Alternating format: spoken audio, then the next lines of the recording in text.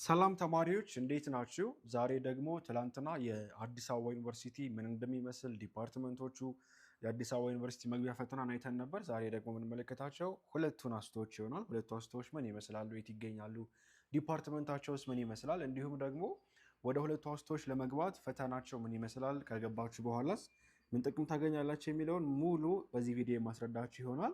እነዚህ ሁለቱ እንግዲህ ኢትዮጵያ ውስጥ ያሉ የሳይንስና ቴክኖሎጂ ፕሪሚየር የሆኑ ቀደምት የሆኑ ዩኒቨርሲቲዎች ናቸው። በጣም ታዋቂዎች ናቸው። በየአመቱ ብዙ ተማሪዎችን ፈተና ፈትነው ይቀበላሉ። አስቱ አዳማ ሳይንስ ኤንድ ቴክኖሎጂ ነው የሚባለው። አስቱ ደግሞ ዳብል ኤ ያለበት ደግሞ አዲስ አበባ ሳይንስ ኤንድ ቴክኖሎጂ ዩኒቨርሲቲ ነው የሚባሉት ማለት ነው። ዋት ዊል ከቨር ቱዳይ እኛ ዛሬ ምንድን ነው ማሳያችሁ ማለት ነው። አንደኛ ስለ አስቱ ስለ አዳማው ግቢ፣ አዳማ ያሉ ኮሌጆች፣ ስኩሎች፣ ሜጀር ዲፓርትመንቶች፣ አዳማ ላይ ብቻ ስትገቡ የምታገኟቸው የተለያዩ ፊቸሮች ካሉ እነሱ ምንድናቸው የሚሉትን በተመሳሳይ አዲስ አበባ ሳይንስና ቴክኖሎጂ ዩኒቨርሲቲ መግቢያ ፈተናችሁም እንደሚመስል አድርገን እናያለን ማለት ነው። ሶ ቱ ፒላር ኦፍ ሳይንስ ኤንድ ቴክኖሎጂ ኢን ኢትዮጵያ በምን ይታወቃሉ መሰላቸው? አንደኛ ሪሰርች ኢንተንሲቭ ናቸው። ለጥናትና ምርምር ተብለው የተቋቋሙ ግቢዎች ናቸው። ስቲም ፎከስድ ናቸው። ስቲም ማለት ሳይንስ፣ ቴክኖሎጂ፣ ኢንጂነሪንግ እና ማትማቲክስ የሚሰጥባቸው እነዚህን እንደ ኮር አድርገው የሚንቀሳቀሱ ናቸው። ኮምፒቴቲቭ አድሚሽን አላቸው። ተማሪዎችን ከኢንትራንስ ፈተናም ሌላ ፈተና ፈትነው ነው የሚቀበሉት። ሰው በጣም ኳሊቲ ያላቸው ተማሪዎች ናቸው ወደዚህ ግቢ የሚገቡት ማለት ነው። ግሎባል የሆነ ኮኔክሽን አላቸው። ከሌሎች ዩኒቨርሲቲዎች በተለየ መልኩ ኢንተርናሽናል ኮላቦሬሽን አላቸው። ሊዲንግ ከሚባሉ ዓለም አቀፍ ዩኒቨርሲቲዎች ጋር ጥምረት አላቸው። ግሎባል የሆነ ኮኔክሽን አላቸው። በስኮላርሺፕ ተማሪዎች በመላክ ምናምን ይታወቃሉ እነዚህ ሁለቱ ግቢዎች። የመጀመሪያው እንግዲህ አዳማ ነው። ስለ አዳማ ላውራችሁና በመቀጠል ደግሞ ቃሊቲ ስላለው አዲስ አበባ ሳይንስና ቴክኖሎጂ ዩኒቨርሲቲ እነግራቸዋለሁ ማለት ነው። አዳማ ሳይንስና ቴክኖሎጂ ዩኒቨርሲቲ የሚገኘው አዳማ ከተማ ነው። ከአዲስ አበባ 100 ኪሎ ሜትር የሚሆን ርቀት አለው። ካምፓስ ሳይዙ 120 ሄክታር ላይ ያረፈ ነው። ፊቸሩን ስንመለከት ዘመናዊ የሆኑ ላቦራቶሪዎች፣ ቴክኖሎጂ ፓርኮች እንዲሁም ደግሞ በቅርብ የተገነባ ሪሶርስ ሴንተሮች ሁሉ ያለው ነው። 8 ሴንተር ኦፍ ኤክሰለንስ አለው ወይም የልቀት ማዕከል የምንላቸው ለሪሰርች እና ለህብረተሰብ አገልግሎት ወይም ኮሚኒቲ ሰርቪስ የምንላቸው ለማገልገል ተብለው የተሰሩ 8 ሴንተር ኦፍ ኤክሰለንስ አሉት። ስትሮንግ የሆነ ኢንዱስትሪ ኢንጌጅመንት አለው። በማኒፋክቸሪንግ፣ በኢነርጂ፣ በአይሲቲ ካምፓኒ በጣም የበለጸገ የታወቀ ግቢ ነው ይሄኛው ግቢ ማለት ነው። ኮሌጆችን ስንመለከት ኮሌጅ ኦፍ ኢንጂነሪንግ ኤንድ ቴክኖሎጂ ይሄ የመጀመሪያው ኮሌጅ ነው። በኢንጂነሪንግ እና በቴክኖሎጂ ኮሌጅ ስር የሚገኙ ዲፓርትመንቶች ሲቪል ኢንጂነሪንግ፣ ኤሌክትሪካል ኤንድ ኮምፒውተር ኢንጂነሪንግ፣ ማቴሪያል ሳይንስ ኤንድ ኢንጂነሪንግ፣ መካኒካል ኢንጂነሪንግ፣ ኬሚካል ኢንጂነሪንግ፣ ሶፍትዌር ኢንጂነሪንግ እነዚህ በቴክኖሎጂ እና በኢንጂነሪንግ ስር ያሉ በጣም ታዋቂ የሆኑት ፊልዶች ናቸው። በናቹራል ኤንድ ኮምፒውቴሽናል ሳይንስ ስር ደግሞ አፕላይድ ማትማቲክስ፣ ስታቲስቲክስ፣ ፊዚክስ፣ ኬሚስትሪ፣ ባዮሎጂ፣ ጂኦሎጂ፣ ስፖርት ሳይንስ ይሰጡበታል። በኮምፒውቲንግ ኤንድ ኢንፎርማቲክስ ስር ደግሞ በኮሌጅ ኦፍ ኮምፒውቲንግ እና ኢንፎርማቲክስ ስር ደግሞ ኮምፒውተር ሳይንስ፣ ኢንፎርሜሽን ቴክኖሎጂ፣ ኢንፎርሜሽን ሲስተም በውስጡ ይዘዋል። 8 የልቀት ማዕከሎች አሉት ብያቸዋለሁ። እነዚህ 8 የልቀት ማዕከሎች እነማን ናቸው? አንደኛ ታዳሽ ኃይል ላይ የሚሰራበት ነው። ማኒፋክቸሪንግ ኤንድ ማቴሪያል፣ ትራንስፖርት ኤንድ ሎጂስቲክስ፣ ባዮቴክኖሎጂ ኤንድ ባዮ ፕሮሰሲንግ፣ አይሲቲ ኤንድ ዲጂታል ትራንስፎርሜሽን፣ ዋተር ኤንድ ኢንቫይሮንመንታል ቴክኖሎጂ፣ አግሪካልቸር ኤንድ ፉድ ሳይንስ፣ ሶሾ ኢኮኖሚክ ዴቨሎፕመንት እነዚህ ይዘዋል በውስጡ። ቴክኖሎጂ ትራንስፈር ኤንድ ኢንዱስትሪ ሊንኬጅ ኦፊስ ኮኔክት ሪሰርች ቱ ሪል ወርልድ አፕሊኬሽን። እሺ ሌላ ደግሞ የኢኖቬሽን እና ዩኒክ የሆኑ ፕሮግራሞች አሉት። ሌላ ቦታ ላይ የሌሉ ዩኒክ የሆኑ ፕሮግራሞች አሉት።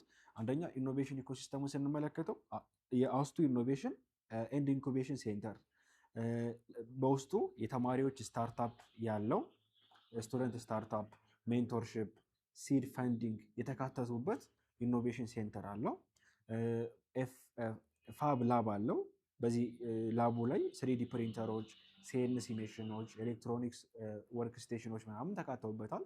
ኢንተርናሽናል የሆነ ኮላቦሬሽን አለው ከቻይና፣ ከኢንዲያ፣ ከጀርመኒ፣ ከአፍሪካን ሀገራት ጋር ኮላቦሬሽን አለው ማለት ነው።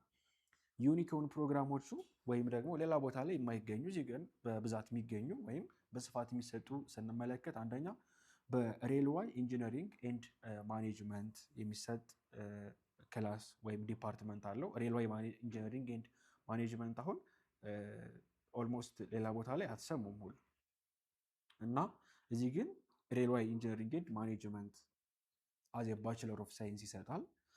ባዮሜዲካል ኢንጂነሪንግ ኤንድ ኦልሶ ማንዳቶሪ የሆኑ ኢንተርንሽፖች ኦፍን ቱ ሴሚስተርስ ኢን ሪል ኢንዱስትሪያል ሴቲንግ። ማንዳቶሪ ኢንተርንሽፑ 2 ሴሚስተር ነው የሚሰጠው ከሌላ ቦታ በተለየ ማለት ነው። 2 ሴሚስተር ነው የሚሰጠው። ሌላኛው ደግሞ አዲስ አበባ ሳይንስና ቴክኖሎጂ ዩኒቨርሲቲ ነው። ይሄም በጣም አሪፍ የሚባል ዩኒቨርሲቲ ነው።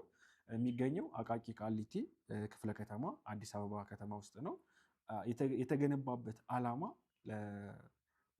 ስቴት ኦፍ ዘ አርት ላብ ነው።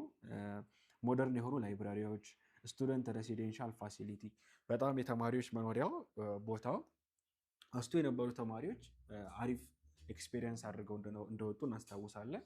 ዘመናዊ የሆኑ ላይብራሪዎች አሉ። ሪሰርች ኢንተንሲቭ ማንዴት አለው።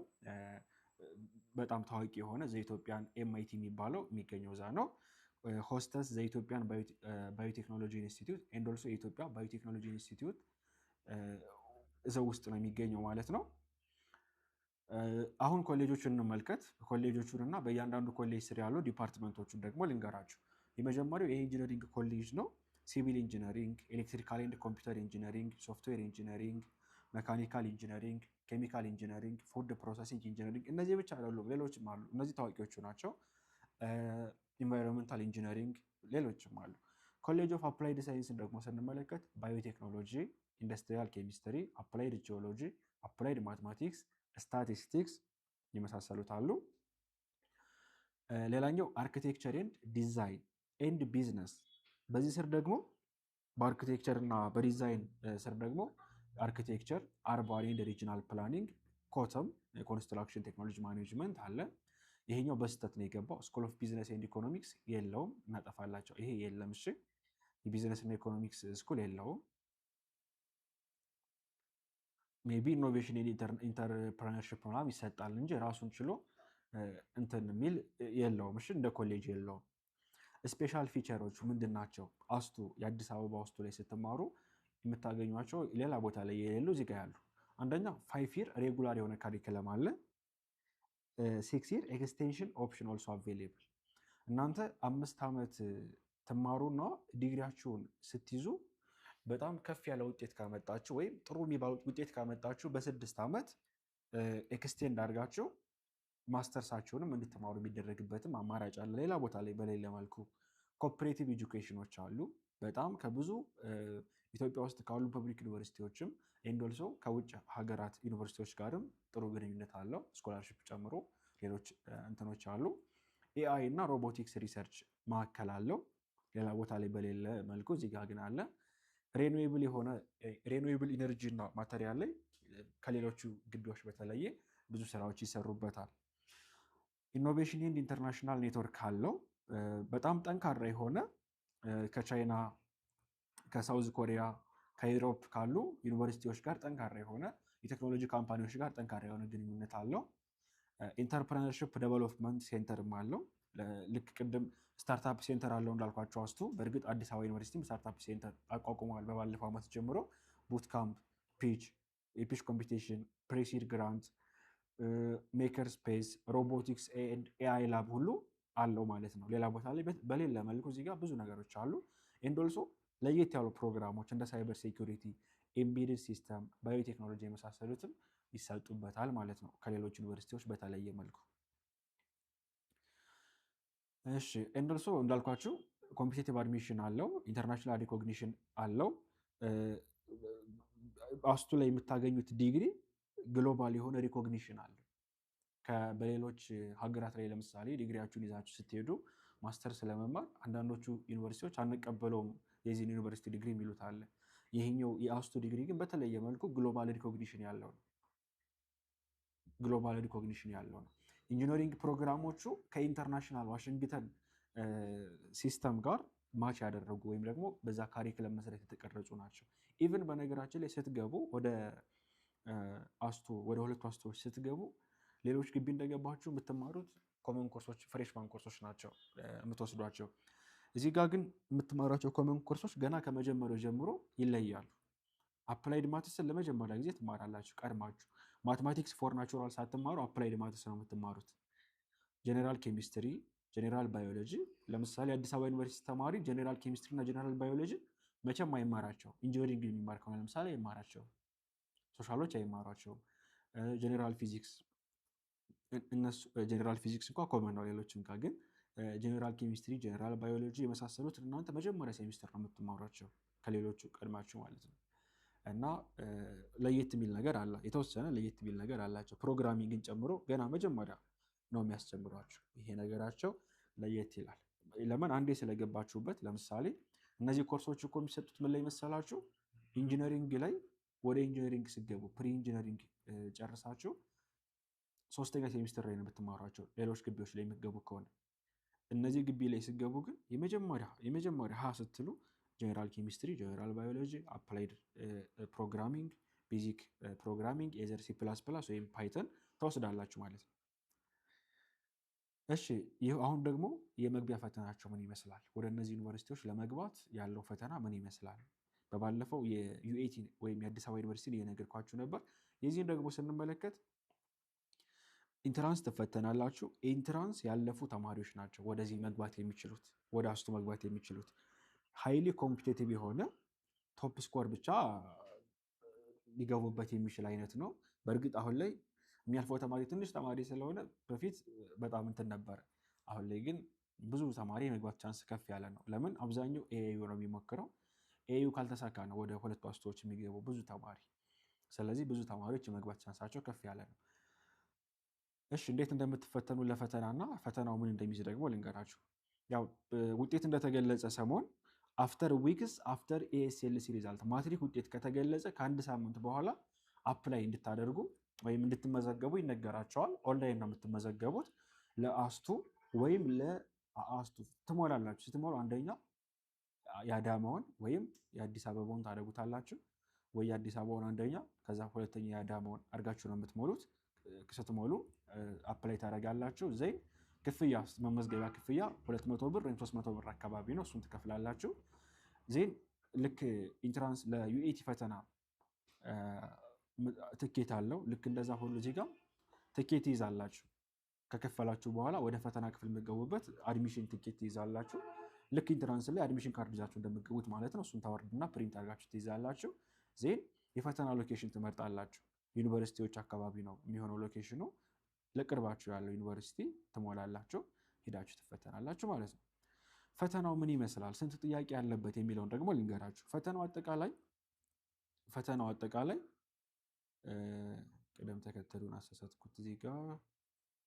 እሺ ጠቅለል ባለመልኩ ለማሳየት ያክል አጠቃላይ ፈተናው 80 ጥያቄ ነው የሚይዘው። ከ80 ጥያቄ መካከል 25 ኩዌሽኖች የሚሆኑት የኢንግሊሽ ኩዌሽኖች ናቸው። 25 ጥያቄዎች በውስጣቸው ምን አላቸው ስንል ግራመር ጥያቄዎች፣ የቴንስ፣ ኮንዲሽናል፣ ፓሲቭ ቮይስ ምናምን፣ ሪዲንግ ኮምፕሬንሽን አለ።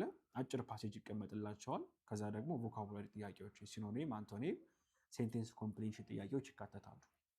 አጠቃላይ እንግሊሽ 25 ጥያቄ በአንድ ነው። እሺ ሁሉ 25 እንደጨረሳችሁ ሌላ 25 ማትስ ላይ ምን አሉ ስንል አልጀብራ፣ ኳድራቲክ ኢኩዌሽን፣ ኢኒኳሊቲ፣ ሎጋሪዝም የመሳሰሉት፣ ዶሜን ኤንድ ሬንጅ መፈለግ፣ ፋንክሽን ጋር የተያዙ፣ ካልኩለስ ላይ ሊሚት፣ ቤዚክ ዲፈረንሺዬሽን፣ ኢንተግሬሽን፣ እነዚህ ትሪጎኖሜትሪ ላይ አይደንቲቲ ኤንድ ጋፕ። በነገራችን ላይ ከ9 እስከ 12 ከተማራችሁት ነው የምትፈተኑት። የተለየ ነገር አትፈተኑ። ሲኮንስ ኤንድ ሲሪስ፣ ጂኦሜትሪ እነሱ አሉ ማለት ነው። ከዛ ደግሞ 25 50 ሞላ አይደለ? ቀሪዎቹ 30ዎቹ ደግሞ ሳይንስ ጥያቄዎች ናቸው። 10 የፊዚክስ፣ 10 ኬሚስትሪ፣ 10 ባዮሎጂ። ከተማራችሁት ፊዚክስ፣ ኬሚስትሪ፣ ባዮሎጂ ከ9 ጀምሮ ካለው ግሬድ ነው የሚወጣው። አጠቃላይ ይህን ያክል ጥያቄ ትፈተናላችሁ ማለት ነው። ለማጠቃለል ያክል ይህንን ቻርት ተመልከቱት። 80 ቶታል ኩዌሽን አለው። የሚፈቀድላችሁ 90 ሚኒት ነው። 90 ሚኒት ማለት ስንት ነው የሚሆነው? 90 ሚኒት ትንሽ ፈጣን ነው አይደል? 1 ሰዓት ተኩል ማለት ነው። 1 ሰዓት ተኩል የሚሰጣቸው 4 ምርጫ ጥያቄዎች አሉት። የፈተናዎቹ ይዘት ይህንን ይመስላል። እሺ እዚህ ጋር ያለው ያው ይሄ ስኮሪንግ ኤንድ ዲፓርትመንት ምርጫ በኋላ መጀመሪያ ትገባላችሁ፣ አስቱ ትገባላችሁ። ከዛ የመጀመሪያ ሴሚስተር ከተማራችሁ በኋላ ነው ዲፓርትመንቶችን የምትመርጡት። ዲፓርትመንት መርጣችሁ ትመደባላችሁ። ወደምትፈልጉ ዲፓርትመንት ትገባላችሁ። ስትገቡ አንደኛ ኢንጂነሪንግ አማራጭ አለ። ኢንጂነሪንግ አማራጭ፣ አፕላይድ ሳይንስ አማራጭ አለ። ወይ ወደ አፕላይድ ነው የምትገቡት ወይ ወደ ኢንጂነሪንግ ነው የምትገቡት። የኢንጂነሪንጎቹ ኢንጂነሪንግ ከመረጣችሁ በኋላ ሌላ ትምህርት ነው የምትማሩት በብዛት። አፕላይዶችም ሌላ ትምህርት ትማራላችሁ። ይሄ አለ። ወደ አስቱና ወደ አዲስ አበባ ሳይንስና ቴክኖሎጂ ሙሉ ስቴፑን ለማጠቃለል ያክል ምንድነው የሚመስለው? መጀመሪያው ዲፓርትመንታችሁን ወስኑ። እውነት ገብታችሁ የኢንጂነሪንግ ትምህርቶችን የአፕላይድ ሳይንስ ትምህርቶችን መማር ትፈልጋላችሁ ወይ የሚለውን መጀመሪያ መወሰን አለባችሁ። ሲቀጥል ለፈተናው ተዘጋጁ። ፈተናው የሚይዘው እነዚህን ነው። ዜን ኦንላይን ትመዘገባላችሁ። ውጤት ከተገለጸ በኋላ ያለፉት ተማሪዎች ብቻ ናቸው መመዝገብ የሚችሉት። ዜን ወደ ፈተና ክፍል ትሄዳላችሁ። ካለፋችሁ ውጤታችሁ ታይቶ ትገባላችሁ ማለት ነው። ይህንን ያዘጋጀላችሁ ፍሬሽማን ትሪክስ ነው። ይህንን ሙሉ ዶክመንት ማግኘት ከፈለጋችሁ ፍሬሽማን ትሪክስ የሚለውን አፕሊኬሽን ከአፕ ስቶር እና ከፕሌይ ስቶር አውርዳችሁ መጠቀም ትችላላችሁ። እንዲሁም ደግሞ ሳምፕል ፈተናዎችንም አስገብተንላችኋል በነፃ። እሱንም ገብታችሁ ማየት ትችላላችሁ። ፍሬሽማን ትሪክስ የሚለውን አፕሊኬሽን አውርዱ። እንዲሁም ደግሞ ፍሬሽማን ትሪክስ ብላችሁ ቴሌግራም ቻናላችን ከ35,000 በላይ ሰብስክራይበር ያለው ቴሌግራም ቻናላችንን ተቀላቀሉና ጠብቁን። አዳዲስ ነገሮችን እንገልጽላችኋለን። ቴንክ ዩ ሶ ማች